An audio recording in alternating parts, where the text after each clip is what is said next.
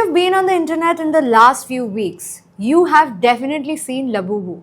You've seen people line up for blind boxes, you've seen resale prices shoot up, and you've also seen chaos. But here's what most people haven't noticed. The creator of Labubu just became one of China's youngest billionaires. And the company behind it, PopMart, has quietly outplayed Western toy giants at their own game. No Barbie, no Disney, no franchise backing. Just art, hype, and scarcity, and a business model tailor-made for the Gen Z. So what is PopMart doing differently? Let's break it down. Most big toy companies today still depend on old school power, movies, superhero franchises, nostalgia. Think Barbie, Transformers, Spider-Man. But PopMart, it doesn't borrow from pop culture. Instead, it works with independent artists to create completely original characters, like Labubu. No movies, no shows, no backstories required. These toys go viral purely on their design and their aesthetic appeal.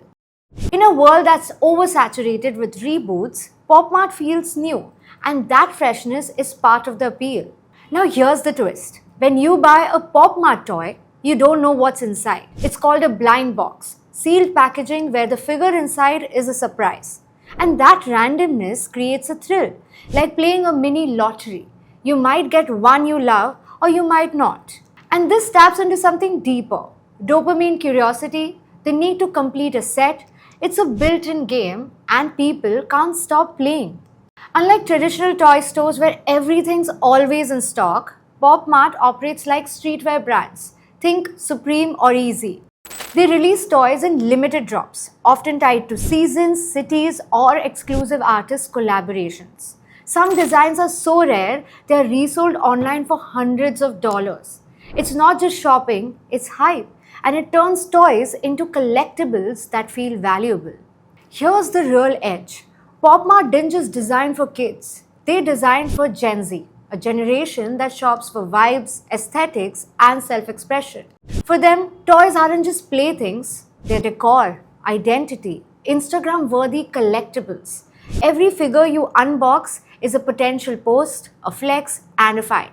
And that's why this works. Because it's not just about childhood memories. It's about being seen, and that too now. Meanwhile, legacy brands stuck to safe bets. Reboot Barbie, reboot Ken, reboot the thing you already know.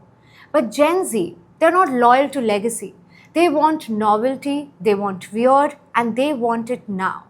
PopMart didn't just sell toys, they sold emotion, scarcity, and a sense of ownership, and built a $22 billion empire by just doing that. Because the real story isn't the toy, it's in the thinking behind it. What do you think? Is it a smart strategy? Tell us in the comments below. This is Leena signing off. Keep watching Famous TV for more such content.